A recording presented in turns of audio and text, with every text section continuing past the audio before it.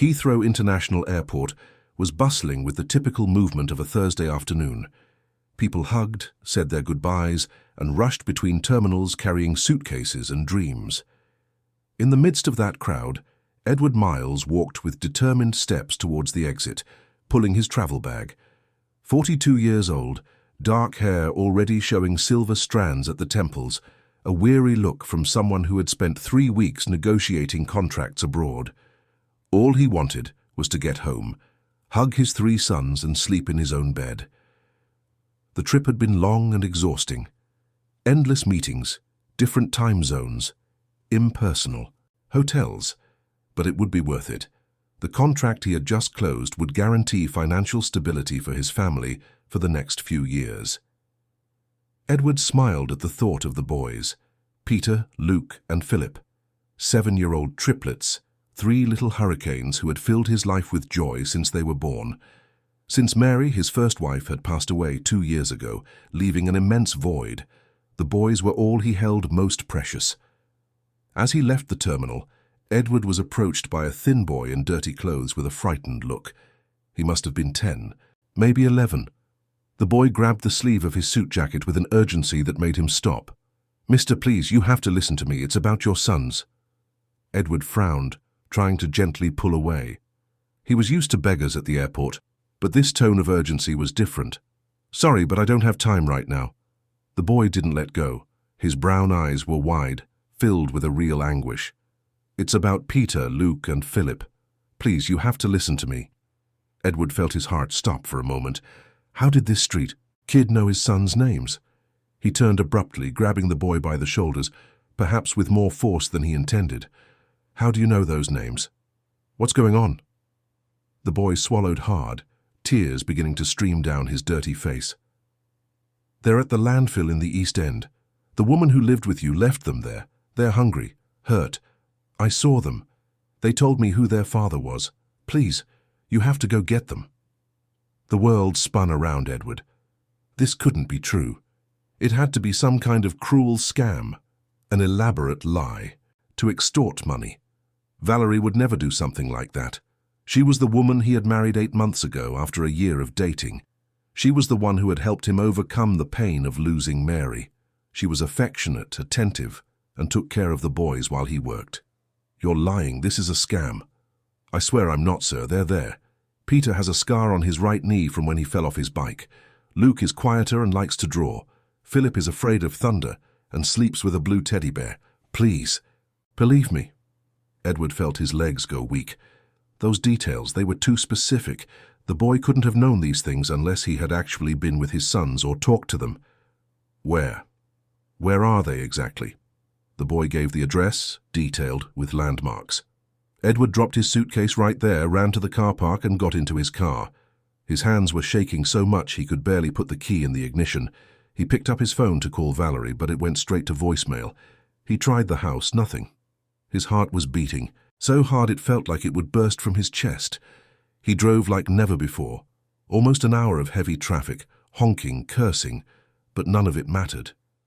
At every red light, Edward felt the anguish tighten its grip. What if it was true? What if his sons were really in danger? How had he not noticed anything before he left? He spoke to them on video calls every day, or at least that's what Valerie said. Now, replaying it in his memory, he realized he hadn't managed to speak to the boys in the last 2 weeks. Valerie always had an excuse. They were sleeping, they were at school, they were at the doctor's, and he, immersed in his work, had accepted it without question. The landfill appeared on the horizon like an open wound on the urban landscape. Mountains of waste, vultures circling, the unbearable smell invading the car even with the windows closed. Edward parked at the entrance and ran, ignoring the curious glances of the waste pickers working there. His dress shoes sank into the uneven ground as he shouted, "Peter, Luke, Philip." Silence. Only the sound of the wind and the distant cry of birds. Edward ran between the piles of rubbish, desperation growing with every second. Then he saw them, 3 small figures huddled behind a rusty container. Even from a distance, even with their clothes dirty and torn, he recognized his sons. He ran to them, stumbling, falling, getting up. When he got close, he saw the state they were in, the same clothes they were wearing when he left, now filthy and in tatters. Thin faces, deep dark circles under their eyes, scratches and bruises on their arms and legs. The three of them cowered even more as he approached, like frightened animals. "Boys, it's me, it's Daddy. I've come to get you."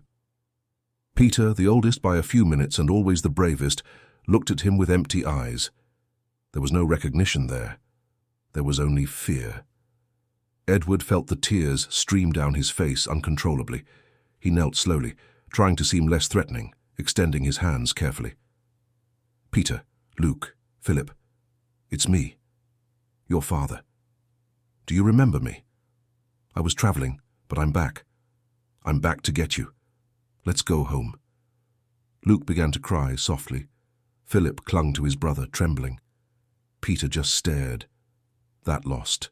Luke breaking Edward's heart into smaller and smaller pieces. It took almost half an hour to convince them to come out of there. Soft words, promises, until finally Peter accepted his hand. The other two followed. Edward carried them to the car, one by one, feeling how they were too light, too fragile. In the back seat, the three huddled together, still silent. During the drive back, Edward tried to process what was happening. How had it come to this? Where was Valerie? Why would she do this? The questions multiplied without answers. He picked up his phone again. Messages, calls, all unanswered. When they arrived at the house in Kensington, the gate was open. Strange, Edward never left the gate open.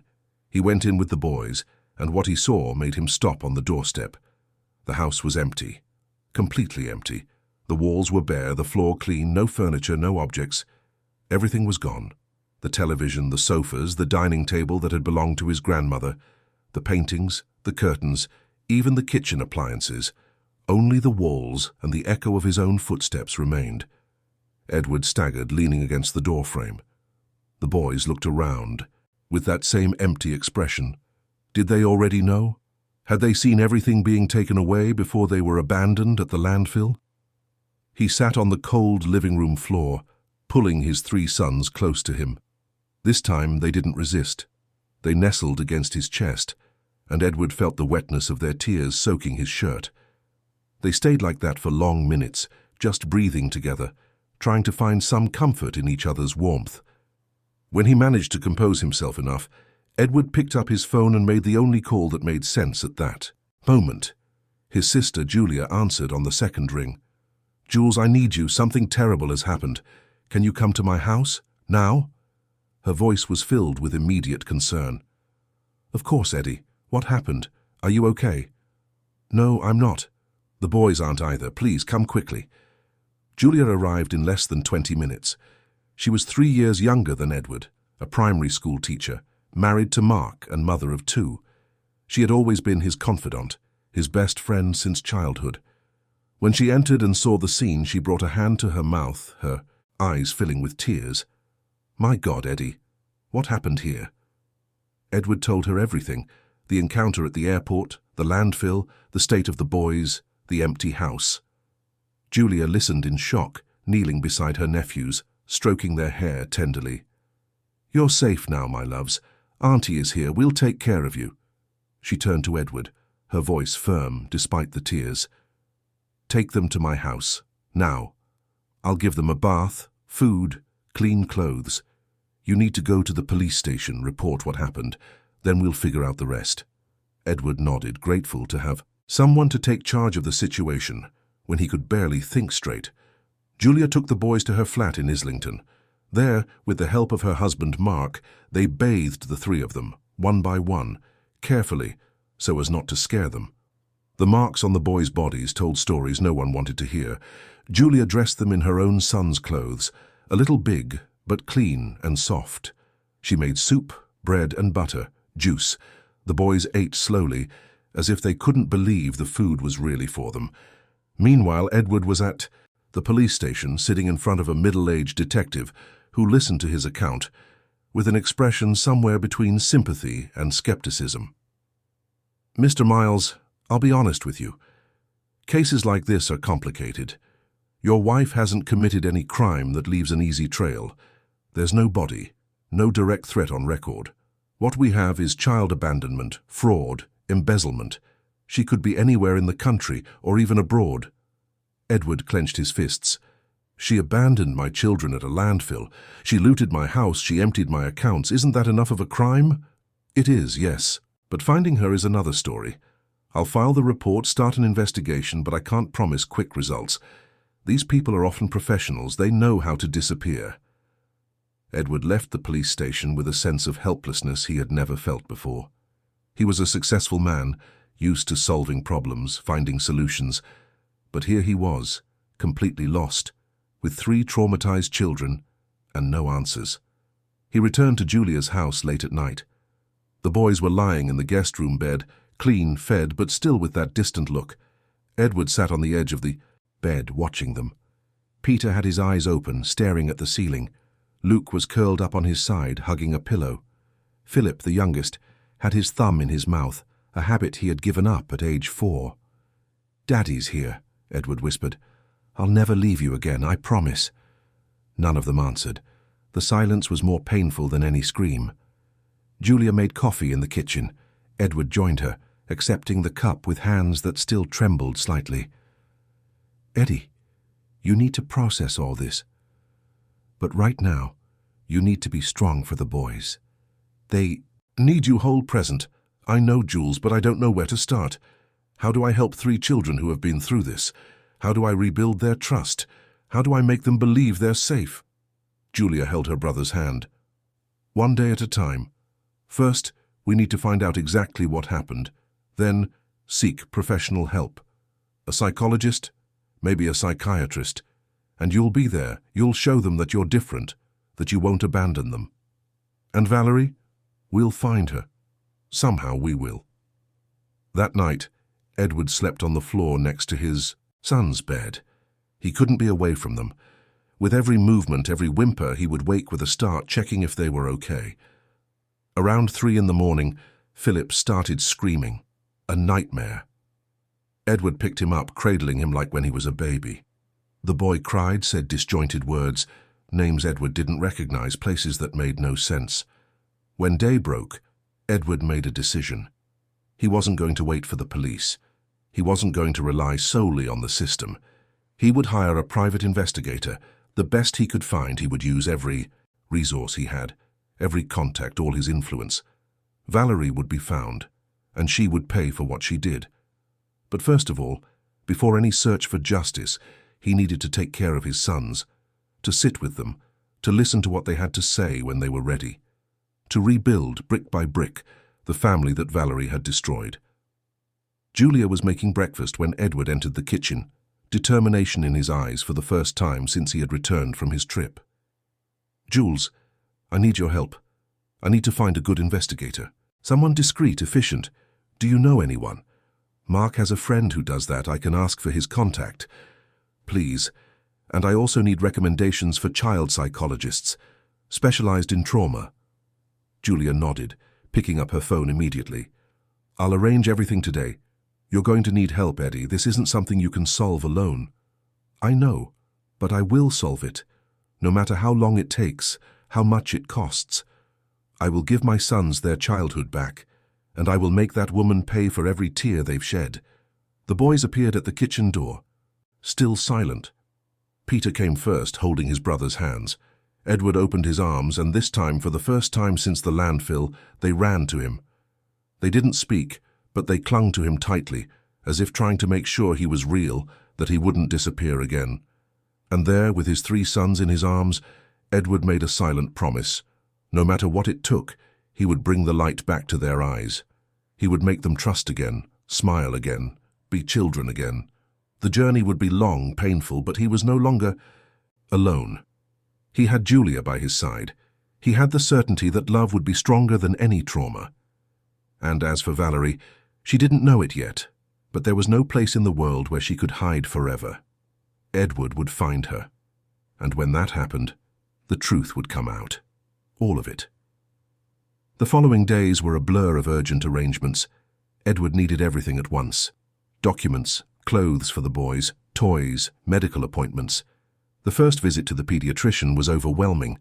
The doctor examined the 3 of them carefully, noting every bruise, every poorly healed cigarette burn, every sign of malnutrition. At the end, he called Edward for a private conversation. "Mr. Miles, I'll be direct. Your children have suffered severe abuse. The malnutrition is serious, but treatable. The physical injuries will heal, but the psychological trauma is deep. They will need intensive therapy." Edward swallowed the lump in his throat. "Can you recommend someone?" "I'll pass on the contact of an excellent colleague, Dr. Helen Carter. She's a specialist in childhood trauma. She does beautiful work with children who have been through extreme situations." That same afternoon, Edward called Dr. Carter. Her voice was calm, welcoming. They scheduled an appointment for the following week. It would be the beginning of a long process, she warned. The boys would need time to feel safe enough to talk. Edward was willing to wait as long as it took. Meanwhile, the private investigator Julia had recommended, a man named Robert Fisher, began his work. A former Scotland Yard detective in his early 50s, he had a reputation for being relentless when it came to finding people. Edward provided all the information he had on Valerie: photos, documents, bank account numbers, previous addresses, everything. Robert studied the material carefully, making notes in a worn-out notebook. "I'll start with the banks. Follow the money trail. When did she empty your accounts?" "While I was away. Transfers were made on 3 different days, always large amounts, but below the limit that triggers automatic alerts. Smart, or experienced. I'll check where this money went. Then I'll investigate her history before you two met. Where did you meet again?" "In a cafe in Shoreditch. She was reading a book. I went in for a quick coffee before a meeting. We started talking. It seemed so natural, so spontaneous." Robert made a note. "Nothing about this story seems spontaneous, Mr. Miles. I'll find out who she really is." The days turned into weeks. Edward cancelled all his work trips, delegated meetings, practically put his career on hold. The boys were his absolute priority now. They moved out of Julia's house and into a small rented flat that Edward managed to furnish quickly. Nothing luxurious, just the essentials: beds, a table, a sofa. But it was theirs, safe, warm. The nights were the hardest. Almost every night one of them would wake up screaming. Edward would run to the room, turn on the light and hold whoever was having nightmares. Sometimes it took hours to calm them down. Sometimes all 3 ended up in his bed, huddled together like frightened puppies. During the day, Edward tried to establish a routine: breakfast together, cartoons, simple games. He didn't force them to talk, but he was always present, always available. Julia visited almost every day, bringing food, clothes, affection. Mark also showed up, played with the boys, tried to get a smile out of them. 3 weeks after the rescue from the landfill, Robert Fisher requested an urgent meeting. Edward went to his office, in Mayfair, his heart racing. Robert had a thick folder on his desk.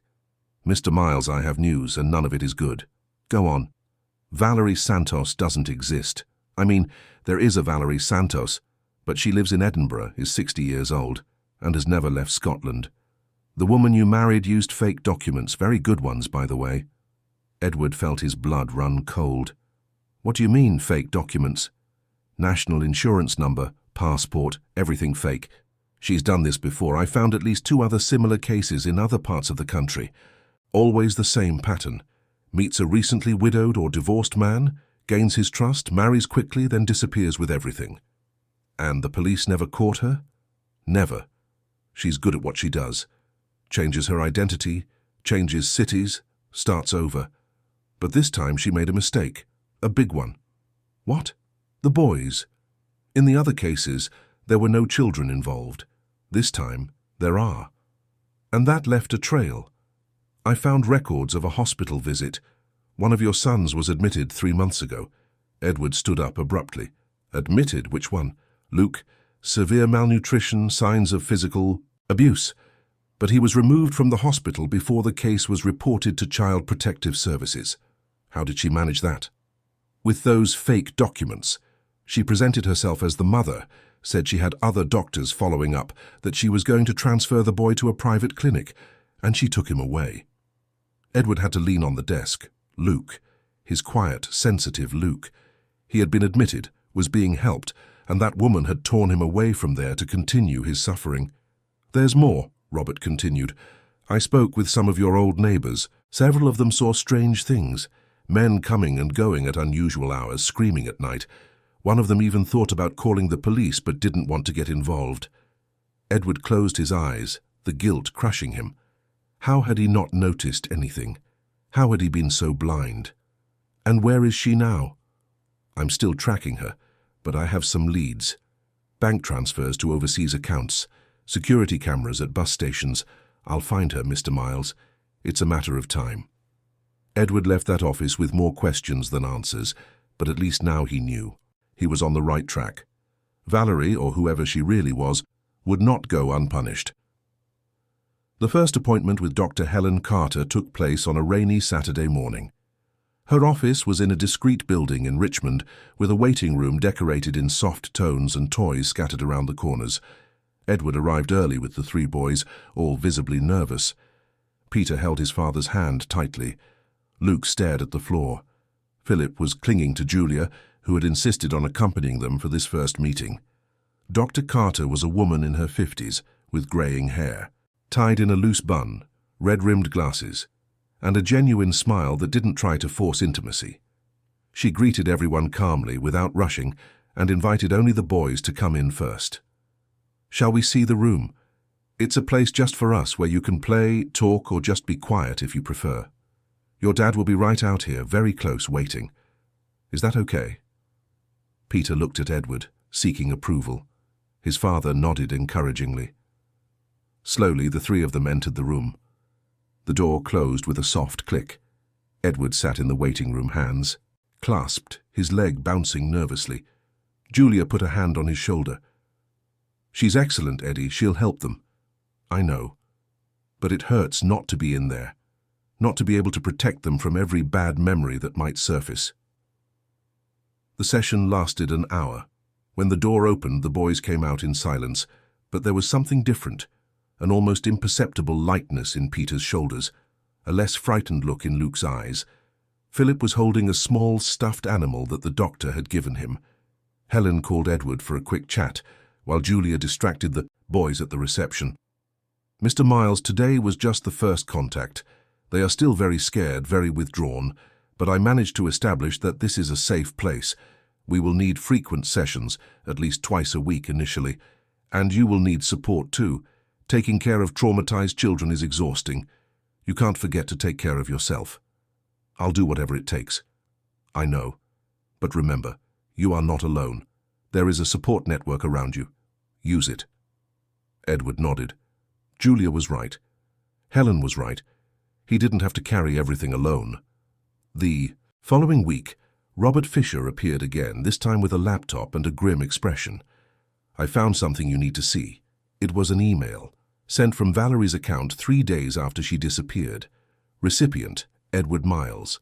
But it had gone straight to the spam folder, and Edward, too devastated to check non-important emails, had never seen it. Robert read it aloud, each word falling like a stone. "Edward, if you're reading this, you've probably figured everything out. I won't apologize because I don't regret it. I needed the money more than you did. You have a career. You have properties. You have options. I had nothing. As for the boys, they'll survive. Children are resilient. You'll find another nanny, another wife, and everything will go back to normal. Don't try to find me. You won't."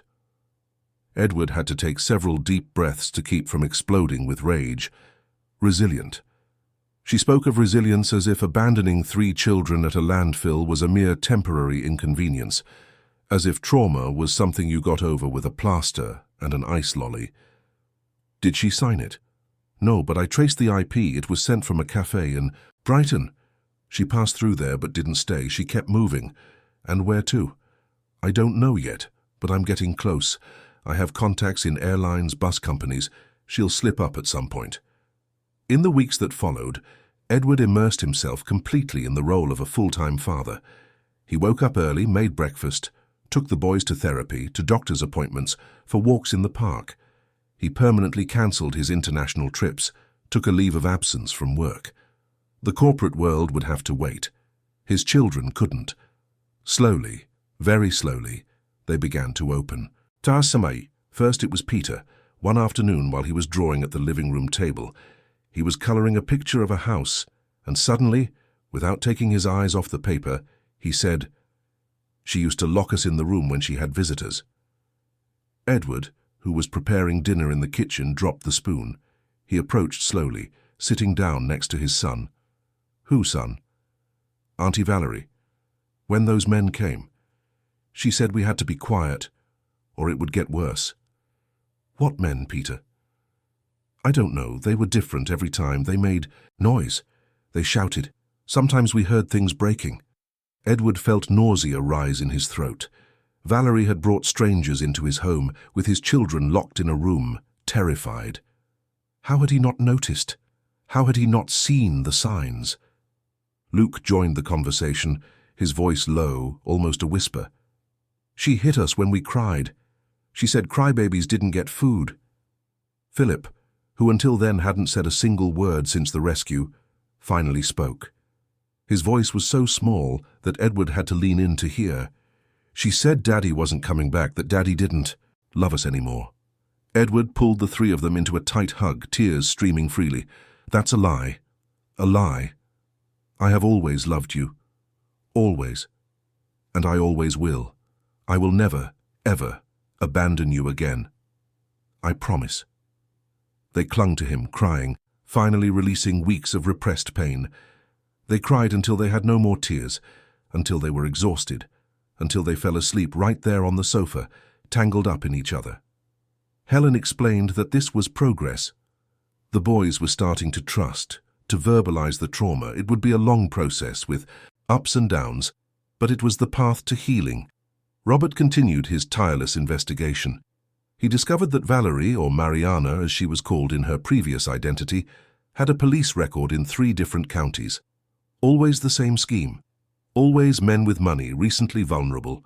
She was a professional predator, but there was something else. Something Robert hesitated to tell him, but knew he had to. "Mr. Miles, I need you to prepare yourself for what I'm about to say." "Go on, I've heard it all." "I found records that someone close to you passed information about your financial situation to Valerie, even before you officially met." Edward frowned. "What do you mean? Who?" "I'm still investigating, but there are records of calls, meetings. Someone planned this with her.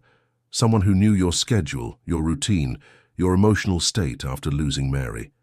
"That doesn't make sense. Who would do something like that?" "That's what I'm trying to find out. But when I do, you'll be the first to know." Edward went home that night with a new weight on his chest. Someone he knew, someone he trusted, had betrayed him, had delivered him and his sons to a predator. Who? And why? The days continued their routine. Therapy, appointments, playtime, attempts at normality. Edward enrolled the boys in a small school with small classes and teachers prepared to handle children with special needs. At first it was difficult. Peter had panic attacks in the first week. Luke couldn't interact with other children. Philip refused to let go of the teacher's hand. But with patience, with love, with consistency, small victories occurred. Peter made a friend. Luke drew a smiling self-portrait in art class. Philip participated in a school play. Julia continued to be a pillar of support. She visited often, brought her own children to play with their cousins, helped with food, clothes, her presence. Mark also proved to be a dedicated uncle, teaching the boys to play football in the park, to fly a kite, to make popcorn on Sundays. It was Julia who was present when Edward received the call from Robert, 2.5 months after the rescue. She was helping to fold clothes while the boys watched cartoons in the living room. "Mr. Miles, I've found more records. Bank transfers. From one account to the account Valerie was using, and these transfers came from someone very close to you." Edward felt his heart tighten. "From whom?" "There's a pattern of transactions that perfectly coincides with the times you were away. And there are records of personal meetings. Meetings that were photographed by security cameras at establishments. Mr. Miles, I need you to see these images." Robert sent the photos by email. Edward opened them on his phone, Julia by his side. The first photo showed Valerie sitting in a cafe. The second showed someone sitting across from her. Edward zoomed in on the image, his blood froze. That person was someone he would never ever have suspected, someone he trusted blindly, someone who was there by his side at that very moment. It was Julia. Edward turned slowly to his sister. She was pale, her hands trembling, her eyes wide as she stared at the phone screen. "Eddie, I can explain." His voice came out cold, controlled, dangerous. "Explain what, exactly? Explain that you were involved in this from the beginning? Explain that you handed my sons over to that woman? Explain that you betrayed me." Julia started to cry, the words coming out in sobs. "I was desperate. I had huge debts. I lost money on bad investments. I owed dangerous people. Valerie offered me money, a lot of money. I just had to give her some information about you, your routine, your finances. She said she only wanted the money, that she wouldn't hurt anyone." Edward stood up, fury rising in waves. "Wouldn't hurt anyone? My sons were living in a landfill, Julia. Malnourished, hurt, traumatized. And you knew. You helped empty my house. You helped steal from my accounts." She shook her head frantically. "No, I didn't know about the boys. She told me she was going to leave them. With a nanny, that they'd be fine. When I found out she'd abandoned them, I was horrified. That's why I paid that boy to tell you where they were. That's why I helped you afterwards. I was trying to fix what I did." "You paid the boy?" "You orchestrated my reunion with my own sons as if it was some kind of salvation, as if that would erase what you did." Julia fell to her knees, begging, "Eddie, please, I was wrong, I know, but I'm trying to help now. I'm taking care of them, I love them. They're my nephews. I never wanted this to happen." Edward looked at his sister, the woman he had grown up with whom he had shared secrets, joys, sorrows, and all he saw now was a stranger, a traitor who had sold his children for money. "Get out of my house." "Eddie, please." "Get out!" The boys appeared at the living room door, frightened by the shout. Peter looked between his father and his aunt, confused. Edward took a deep breath, trying to calm himself. He wouldn't scare his children any more than they had already been scared. Julia got up, tears streaming, and left in silence. The door closed behind her. Edward sat down heavily on the sofa, his head in his hands. The boys approached, Peter placing a hand on his father's shoulder. "Daddy, is Auntie okay?" Edward looked at his son, at those eyes that had seen so much suffering, and decided to be honest. "Auntie did something very wrong, Peter, something that hurt our family. Sometimes people we love disappoint us, but that doesn't change the fact that I love you and will always protect you." That night Edward did what he had to do. He called Robert, passed on all the information, all the records. He called the police, provided the evidence. Julia would be investigated, would be held accountable. The pain of betraying his own sister was immense, but the pain she had caused his children was greater. Robert delved even deeper. With the information about Julia, other threads of the web began to appear. There were more transfers, more meetings, more evidence. Julia had helped Valerie empty the house, providing keys, security codes, times when no one would be there. She had helped plan the escape, create the fake identities, hide the money. When the police went to Julia's house to question her, she confessed everything. Between tears, she told how she had met Valerie in an online investment group, how they had started talking, how Valerie had offered to help her with her debts in exchange for some information. How, little by little, Julia had become more and more involved, until she was so compromised she saw no way out. Mark, her husband, was shocked. He knew nothing. Julia's children cried, not understanding why their mother was being taken away by the police. It was a devastating scene, but a necessary one. Edward spent the next few days trying to process everything. His sister's betrayal cut deeper than any other. How could she? How could someone of the same blood, someone who had held his children when they were babies, deliver them to suffering? But there was no time to get lost in grief. His sons needed him. And with Julia's cooperation with the police, Valerie was close to being found. The therapy sessions with Helen intensified. The boys, now knowing that Aunt Julia was not who they thought she was, had new layers of trauma to process. Trust, already so fragile, was shaken again. Helen worked with them patiently, teaching them that not all people would disappoint them. that their father was there, firm, constant. Edward also began individual therapy. Helen was right. He couldn't take care of his children if he didn't take care of himself. In the sessions, he cried, shouted, processed the guilt, the anger, the feeling of helplessness.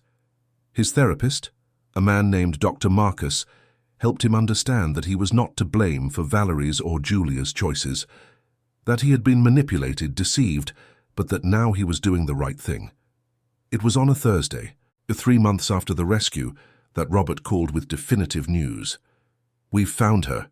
Edward felt his heart race. "Where?" "St. Ives, Cornwall, living under the name Daniela Ferreira. The local authorities are already on their way. She's going to be arrested." "Is it real? Is it finally over?" "It's ending, Mr. Miles, but we still have a long road ahead. The trial, justice. But yes, she's not getting away this time." Edward hung up the phone and sat in silence for long minutes. Then he went to the boys' room. They were playing with Lego, building a tower. He sat on the floor beside them. "Boys, I have some news. The woman who hurt you has been found. She won't be able to hurt anyone anymore." Peter dropped the block he was holding. "Is she going to be arrested?" "She is, and she'll be in prison for a very long time."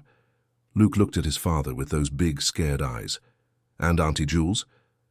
"Auntie will also have to answer for what she did. People need to understand that hurting children has consequences. But the most important thing is that you are safe. With me. Always." Philip, who still spoke little but was progressing, said softly, "I knew Daddy would come back." Edward hugged the three of them tightly, feeling their warmth, the real weight of their presence. They were there. They were alive. They were healing. And he would do everything to keep them that way. Valerie's arrest took place on a cold June dawn. Edward wasn't there to see it, but Robert sent him all the details. She was caught in a seaside cottage, sleeping soundly, without the slightest concern for the lives she had destroyed. She resisted arrest, shouting that it was a mistake, that she was someone else. But the fake documents, the photos, the bank records, everything was against her. When she was taken to the local police station, she finally fell silent, her face hard, without remorse. The authorities in Cornwall contacted the police in London. There were arrest warrants, ongoing proceedings, victims waiting for justice. Valerie would be extradited to answer for everything: fraud, embezzlement, identity theft, and the worst crime of all, child abandonment and abuse. Edward received the news in the morning. He was making breakfast for the boys when the detective in charge of the case called. "Mr. Miles, we have good news. The suspect has been arrested and will be transferred to London in the next few days. You will need to come in for a formal identification and to give a statement." Edward thanked him, hung up the phone, and leaned against the kitchen counter. Finally, after months of nightmares, of sleepless nights, of watching his children suffer, there would finally be justice. Peter appeared in the kitchen, rubbing his eyes. "Good morning, Daddy. Why are you crying?" Edward hadn't even realized the tears were falling. He quickly wiped his face and smiled at his son. "They're happy tears, son. Tears of relief. The woman who hurt you is going to pay for what she did." Peter came over and hugged his father around the waist. "You don't have to cry, Daddy. We're okay now." And in that moment, Edward realized it was true. His children were okay, not completely healed. Perhaps they never would be completely. But they were alive, safe, loved. And that was what mattered. Valerie's transfer took a week. During that time, Edward made a decision that had been maturing for weeks. He called his boss, a man he had worked with for 15 years. "Martin, I need to talk to you. It's about my current situation." "Of course, Edward. How are the boys?" "Getting better, slowly. But that's why I'm calling. I need to resign." There was a pause on the other end of the line. "Are you sure? We can arrange more leave, remote work, whatever you need." "Thank you, Martin. Really. But I need to dedicate myself entirely to my sons. They've been through something traumatic, and they need me to be present 100%. I can't divide my attention with work, meetings, deadlines, not now." "I understand. It's a brave decision. And if you ever need to come back in the future, the doors will be open." Edward hung up, feeling a weight lift from his shoulders. Yes, it would be difficult financially. He would have to sell some assets, reduce his standard of living. But what importance did money have if his children weren't well? None. He began to plan. He would sell the imported car, get something simpler. He would sell some properties he had bought as investments. He would cut superfluous expenses. The flat they were living in was rented and cheap. They could stay there for now. When Valerie arrived in London, she was taken straight to HMP Bronzefield. The formal identification took place in a cold room at the police station. Edward was called to identify her through a one-way mirror. When he saw her enter the room, handcuffed in an orange prison uniform, he felt a mixture of anger and pity. Anger for what she had done. Pity because there was a woman who had wasted her humanity for money. Is that her? It is. The detective made notes.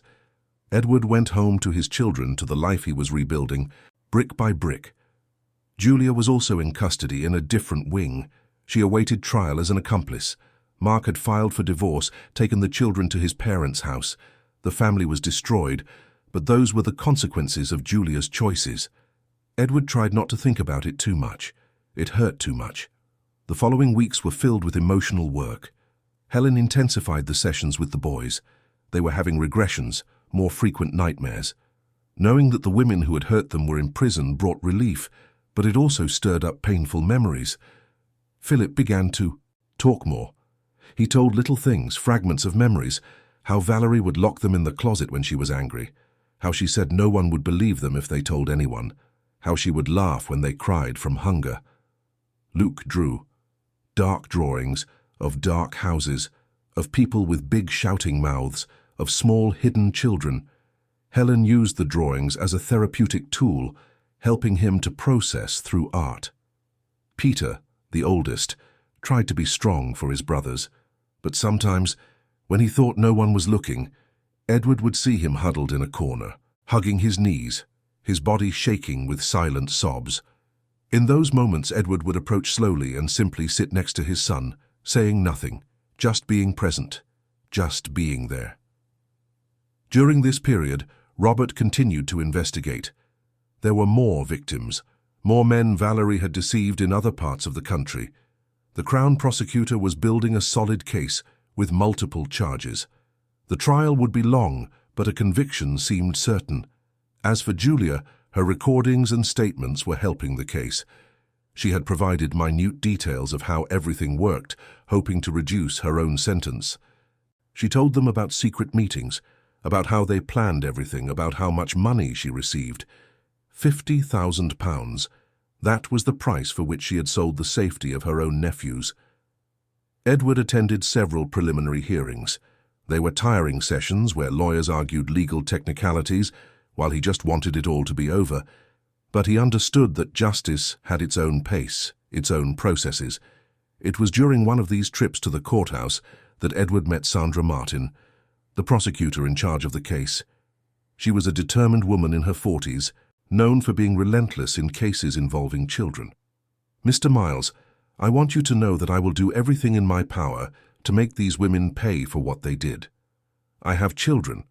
I can't imagine what you and your boys have been through. Thank you. I just want my sons to be able to move on, you know, for all of this to one day be just a distant memory. It will be. With time, therapy, and a lot of love, it will be." While the legal processes dragged on, life continued. Edward established a solid routine for the boys. They woke up at 7, had breakfast together, school in the morning.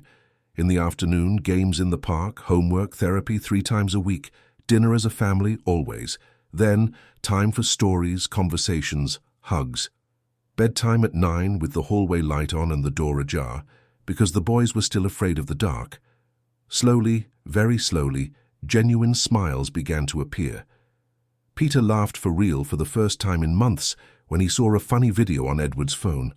Luke started playing with other children at school, timidly but playing. Philip stopped, having nightmares every night. He still had them, but not every night. They were small victories, but victories nonetheless. Helen celebrated each one. "They are progressing wonderfully," she said in a session. "The safe environment, the consistency, the unconditional love you are giving them, All of this is making a difference. Of course, there is still a long way to go, but we are on the right path. 6 months after Valerie's arrest, the official interrogation took place. Edward was not present, but he received the report afterwards. Valerie had decided to cooperate, hoping to reduce her sentence. And during the interrogation, she dropped a bombshell that would change everything. She confirmed that Julia was not just a passive accomplice, she was an integral partner from the beginning. They had planned everything together, months in advance. Julia had provided detailed information about Edward, his finances, his travel schedules. She had even suggested where to abandon the children, choosing a location she knew Edward would never look for on his own. More than that, Valerie had recordings, phone conversations, secretly filmed meetings, all as insurance in case she needed to protect herself in the future. And now she was using it, all against Julia, shifting all the blame onto her former accomplice. The recordings were devastating. In one, Julia laughed as she told how she had convinced Edward to trust Valerie. In another, they discussed how much money they could extract before disappearing. In a third, Julia suggested they should take the boys out of the equation completely, sending them to an orphanage under false identities. Valerie had only disagreed because she thought it was too risky, not out of any compassion. When Edward heard the recordings provided by the prosecutor as part of the proceedings, he felt physically ill. He ran to the bathroom and threw up.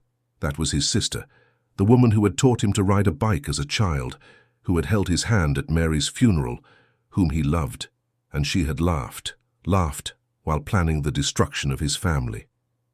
That night, Edward couldn't sleep. He sat in the dark living room just staring into nothingness. How could he move on knowing this? How could he process betrayal on such a profound level? It was Peter who found him in the early hours, sitting there in the dark.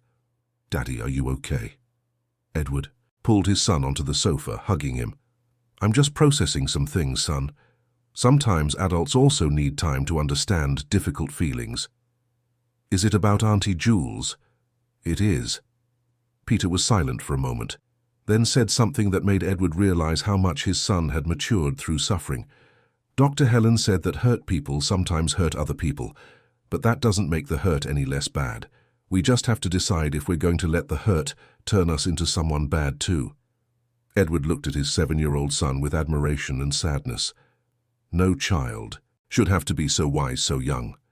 But there was Peter, with his wisdom forged in pain, teaching his own father about forgiveness and resilience. "You're right, son. You're absolutely right." As the months passed, things began to fall into place for the trial. Both Valerie and Julia would be tried together, accused of conspiracy, fraud, child abuse, and child abandonment. The list of charges was long. Prosecutor Sandra was confident. "We have enough evidence to secure severe convictions. The recordings, the testimonies, the bank records, everything. They will pay." The trial was set to take place in 8 months. Enough time to gather all the evidence, prepare witnesses, build the case. Edward would be the main witness. The boys would not have to testify in person, but their medical and psychological reports would be presented. During this waiting period, Edward made another important decision. They couldn't stay in London. There were too many memories, too many places that reminded them of the trauma. They needed a fresh start, a new place where no one knew them, where they could just be a normal family. He began researching small towns, quiet villages. He wanted nature, safety, a welcoming community. After weeks of searching, he found the perfect place. A small town in the Cotswolds near Bourton-on-the-Water, hilly with stone streets, old houses, clean air. It had a good school, a central square where children played, a community library. It was perfect. He bought a simple 3-bedroom house with a large garden and a porch where they could watch the sunset.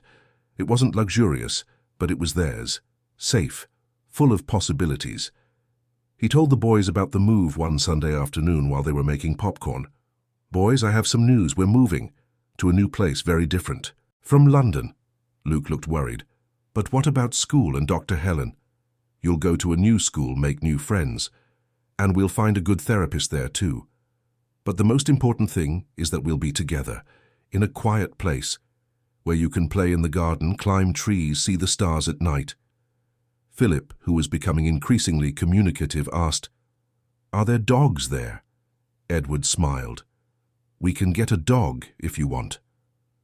The three boys looked at each other, and for the first time in a long time, Edward saw genuine excitement in their faces. In the months leading up to the trial, Edward began to organize the move. He sold what valuable assets he still had in London, transferred what was necessary to the new house.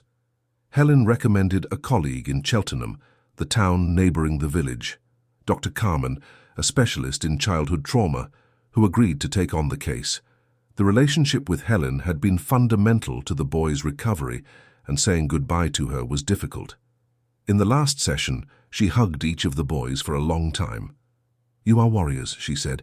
"You went through something terrible, and you are here standing fighting. I am so proud of you, and I know you will continue to get better every day." For Edward, she had special words. "You are an exceptional father. You gave up everything, forsook everything, to be present for your children. That is rare. They are lucky to have you. I'm the lucky one to have them." 2 weeks before the trial, Edward and the boys moved. The car journey took hours, but it was therapeutic. They sang songs, stopped at roadside cafes, saw new landscapes. When they finally arrived at the village at dusk, the sky was painted orange and pink. The house awaited them, simple but welcoming. The boys ran into the garden, exploring every corner. Edward stood on the porch, watching them. There, in that moment, he saw something he hadn't seen in a long time. He saw his sons being children, simply children, laughing, running, discovering. The next day they met the neighbors. Mrs. Cecilia, a 70-year-old woman who made homemade bread and adored the boys. Mr. Anthony, a retiree, who promised to teach the boys to fish. Mary Claire, a girl their age who lived next door and quickly became friends with Peter. It was a community in the truest sense of the word, people who cared about each other, who helped, who welcomed. Edward felt that he had finally found where they belonged. The trial took place on a rainy Monday. Edward returned to London alone, leaving the boys with Mrs. Cecilia. The courtroom was full. Journalists, curious onlookers, other victims of Valerie. Valerie herself entered in handcuffs, her face hard, emotionless. Julia came in later, visibly more shaken, her eyes swollen from crying. Edward testified for 2 hours. He told everything, from the beginning. The marriage, the trip, the return, the discovery of his sons at the landfill. He described the state he found them in, the trauma they carried.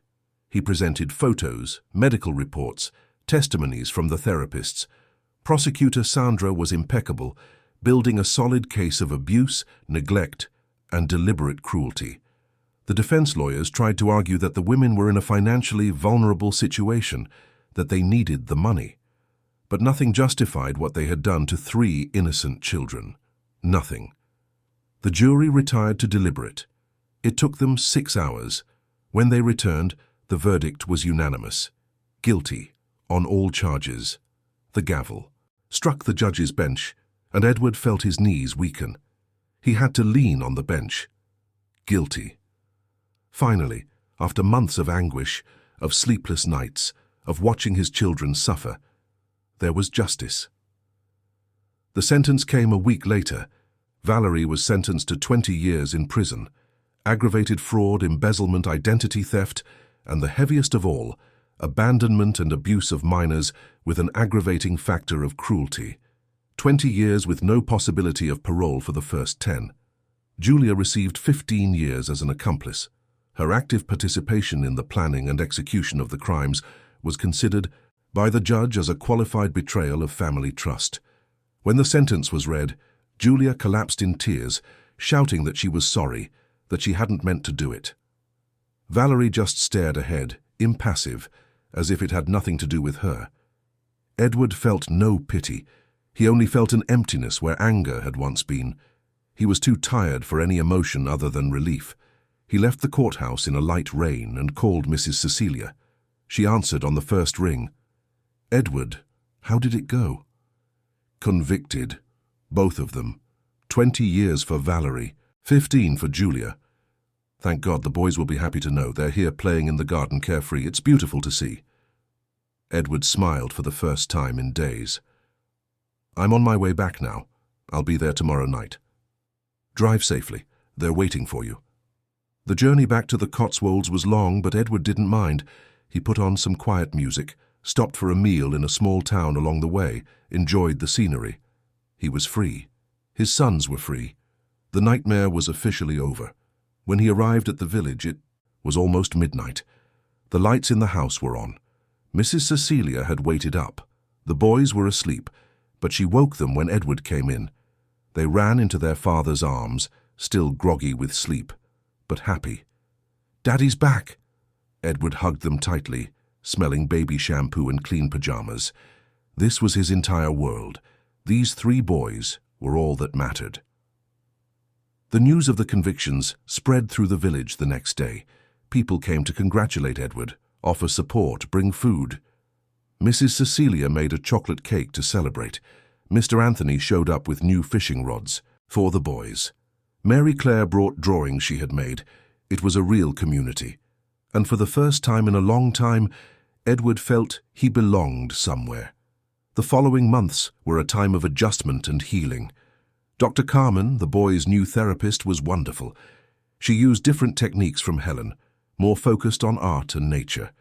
The sessions sometimes took place in her office, sometimes in a nearby park, sometimes in their own home.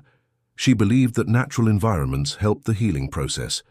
Peter became interested in photography. Edward bought him a simple used camera, and the boy spent hours photographing flowers, insects, the sunset. Through the lens, Peter processed the world in a new, more beautiful way. Luke discovered a love for books. The community library became his favorite place. Mrs. Beatrice, the librarian, set aside special books for him every week. Luke devoured stories of adventure, fantasy, worlds where heroes always defeated villains. Edward realized this was Luke's way of processing his own trauma, seeing goodness triumph over evil. Philip found comfort in animals. Edward kept his promise and they adopted a dog, a scruffy mutt that Philip named Sonny. The boy spent hours playing, with Sonny teaching him tricks, talking to him. Dr. Carmen explained that animals offered unconditional love without judgment, something Philip needed after being so judged and rejected. The local school was another turning point.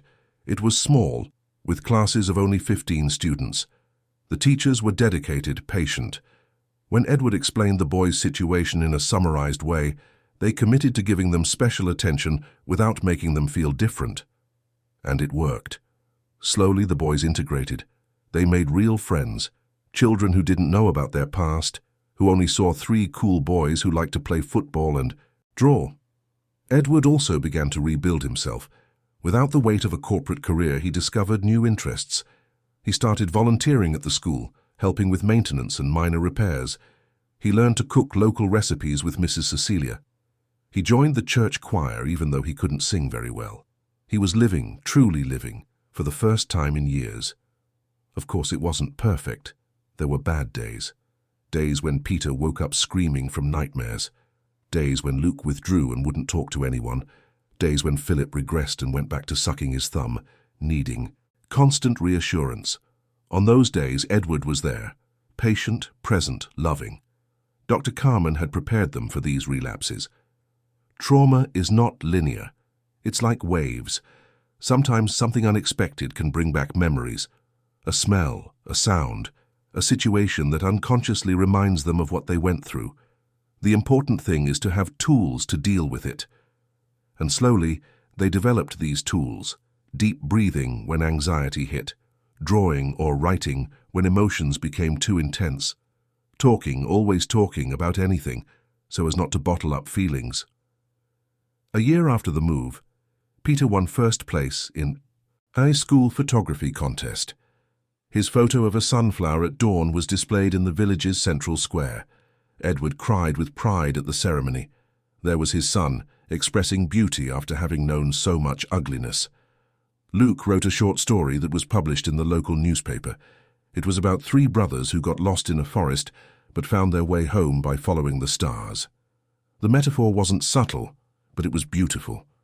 It was his way of saying that, even when lost, they found their way back. Philip, with the help of his science teacher, created a project about caring for abandoned animals. He presented it to the class with Sonny by his side, talking about responsibility and unconditional love. Edward watched from the doorway, his heart too full to fit in his chest. 2 years after the move, Edward met Denise. She was a nurse in the neighboring town, a widow for 3 years, and mother to a 6-year-old girl named Laura. They met at a school event where Laura and Philip were in the same class. The conversation was natural, easy. Neither of them was looking for a relationship, but the connection was there. Edward was honest about his story from the beginning.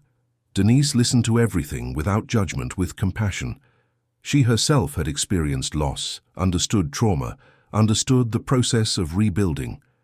They started as friends. Occasional coffees while the children were at school, walks in the square, conversations about everything and nothing. The boys got to know her gradually, naturally. She never tried to be their mother. She was just Denise. Kind, funny, present when needed, distant when appropriate. Laura became friends with the Triplets, a talkative, cheerful girl who didn't know about the pains of their past, and perhaps for that very reason she brought lightness into their lives. The children played together, laughed together. It was healthy. Edward and Denise took things slowly, very slowly. He was in no hurry. His priorities were clear. The boys came first, always, and Denise understood and respected that completely. 3 years after the move, during a family therapy session that Dr. Carmen had suggested, something beautiful happened. They were in a circle, talking about how each of them felt about the future. When it was Philip's turn, he was quiet for a moment, then said, "I was afraid we'd never be happy." Again. "But I think we are. Not all the time, but most of the time, and that's okay," Peter agreed. "It's like we still remember the bad things, but the good things are bigger now." Luke, always the most reflective, added, "I learned that bad people don't define who we define who we are, and I choose to be happy." Edward couldn't hold back the tears. They were tears of pride, of relief, of love. His boys were okay, not perfectly, not without scars, but okay. And that was more than he had dared to dream of on that terrible afternoon at the landfill. Dr. Carmen smiled, her eyes also moist. "You 4 have done an extraordinary job. Together, as a family, you faced the trauma and chose healing. That is rare and beautiful." 4 years after the rescue from the landfill, life had a comforting routine. Edward woke at 6, made coffee, woke the boys with soft music and the smell of toast. Peter, now 11, was almost as tall as his father. He had a group of friends at school, played on the village football team, and still took incredible photos. Luke, at 11, had developed an impressive talent for writing. He wrote short stories, poems, and even started a small blog about his adventures in the countryside. Philip, the youngest, was the most sociable of the 3.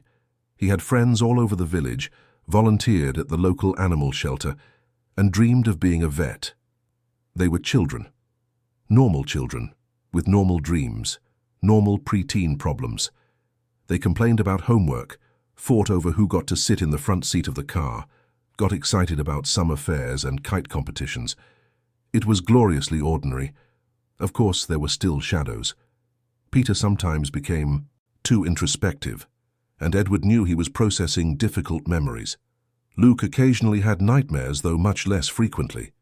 Philip still needed more physical reassurance than children his age, seeking hugs and constant contact. But they were ever-shrinking shadows, less and less threatening. Edward and Denise made their relationship official over a quiet Sunday lunch at his house. The 4 children were there, playing in the garden, when Edward and Denise announced they wanted to try building something together as a family. They wanted to know how the children felt about it. Peter answered first. "Denise is nice, and Laura is fun. If you guys are happy, we're happy." The others agreed. Laura jumped for joy. She was a child who had grown up missing a father figure, just as the boys missed a healthy mother figure. Perhaps they could fill those gaps for each other, not by replacing who they lost, but by creating something new and beautiful. One October afternoon, 4 years and 3 months after the rescue, Edward was sitting on his porch watching the 4 children play in the garden. Sonny, The dog, who had grown quite a bit, ran among them, barking happily. The sky was painted with the warm colors of dusk. Soon Denise would arrive for the dinner they were making together, a new Friday night tradition. Peter was teaching Laura how to use the camera. Luke and Philip were playing football. Genuine laughter, without fear, without apparent trauma. Just children being children. Edward thought about how life had changed. 4 years ago, he was at the worst possible moment. His sons traumatized, his life destroyed, his trust in people ruined. If someone had told him then that in 4 years he would be there on that porch, watching his sons happy and healthy, he wouldn't have believed it. But there he was. The journey had been brutal, painful. It had demanded everything from him. His career, his money, his energy, his faith in humanity. But looking at his sons now, Edward knew it had been worth it. Every tear, every sleepless night, every moment of doubt, it was all worth it. Valerie was still in prison. She was serving her sentence in a penitentiary in Surrey. Edward didn't think about her often. When he did, it was with a kind of distant pity. She had wasted her own life for greed. She would spend her best years behind bars. Those were her choices, her consequences. Julia was also in prison. Mark had divorced her, taken the children far away. Edward never had contact with her again. The betrayal was too deep, the wound too fresh. Maybe one day he could forgive, not for her but for his own peace, but that day had not yet come. Robert Fisher kept in sporadic contact. He would call every now and then to see how they were, how the boys were doing. He had become something of an honorary uncle, visiting once or twice a year, always bringing gifts and funny stories from his cases. Helen, the first therapist, also kept in touch. She received letters from the boys from time to time, always responding with words of encouragement and pride. She had been crucial in the first few months, laying the foundations for their recovery. And Dr. Carmen continued to see the boys, now only once a month. The sessions were more about maintenance than intensive treatment. She said they were one of the most successful recovery cases she had ever seen. Credit, she always made a point of saying, to Edward's absolute dedication and the children's incredible resilience. Peter appeared on the porch, interrupting Edward's thoughts. "Dad, we're hungry. Is dinner going to be long?" Edward smiled, ruffling his son's hair. "Denise will be here in half an hour. Can you guys wait?" "We can, but Philip said if it takes too long, he's going to eat Sonny." Edward laughed. "A serious threat. I'd better start getting things ready then." Peter stood there for a moment, then said somewhat awkwardly, "Dad, I wanted to tell you something." "Of course. What is it?" "Today at school, the teacher asked us to write about our hero." "I wrote about you." Edward felt the lump in his throat. "Peter, you didn't have to, but I wanted to, because you are. You gave up everything for us. You stood by us when everything was bad. You never gave up. That's what being a hero is." Edward hugged his son tightly. "You're the ones who saved me, son. You gave me purpose, strength, a reason to keep going. I'm the luckiest father in the world." Peter smiled and ran back into the garden. Edward stayed there a little longer, absorbing the moment. He knew there would still be challenges ahead. Adolescence with its own dramas. Future relationships they would need to navigate carefully because of past trauma. Emotional scars that might never fully heal. But he also knew they had something that many families didn't. They had survived the worst. They had chosen healing over bitterness. They had each other, firm, constant, loving. And that was enough. More than enough. The sun set completely, painting the sky purple and gold. The first stars began to appear. Edward heard Denise's car arriving at the front of the house. The boys shouted in greeting. Laura jumped out of the car and ran to join the boys, who had begun to call each other cousins. Edward stood up, stretched his back and went inside to finish preparing dinner. In the kitchen, as he chopped vegetables, he allowed himself a moment of pure gratitude. For life, for a second chance, for his resilient sons, for the welcoming community, for the love that was beginning to blossom again. The trauma was there, it always would be, part of his story, of the boys' story. But it was no longer the whole story. Now there was also recovery, growth, joy, hope. There was laughter in The garden and family dinners. There were plans for the future and peace in the present. That night after dinner, when all the boys were asleep and Denise had gone home, Edward did his nightly round. He went into the Triplets' room, where they still slept together despite having separate rooms available. Peter was on his stomach, an arm thrown over his face. Luke was sleeping wrapped in his blanket like a burrito. Philip was with Sonny at the foot of the bed, a small smile on his face. Edward adjusted the blankets, kissed each of their foreheads, whispered that he loved them. He left the room, leaving the door ajar and the hallway light on, as they still preferred. He lay down in his own bed, looking at the ceiling, and felt something he hadn't felt in a long time. Peace. Genuine, deep, deserved peace. It had been a hellish journey, but on the other side of hell they had found something precious. They had found each other again. They had found healing. They had found hope, and tomorrow would be a new day.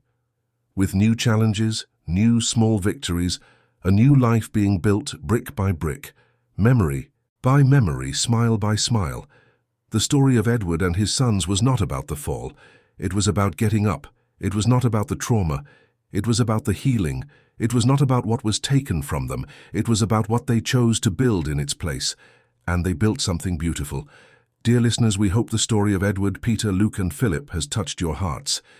If you were moved by this journey of pain, reconstruction, and unconditional love, leave a like, subscribe to the channel, and tell us in the comments what marked you most in this story. Was it Edward's strength in abandoning everything for his family? Was it the resilience of the boys? Was it the painful betrayal or the inspiring recovery? Every day, we bring intense stories like this, which reveal the deepest side of the human soul. Stories about loss and new beginnings, about wounds and healing, about how love can rebuild even the most broken souls. We look forward to seeing you in the next episode, where a new story of life and overcoming awaits you. See you soon.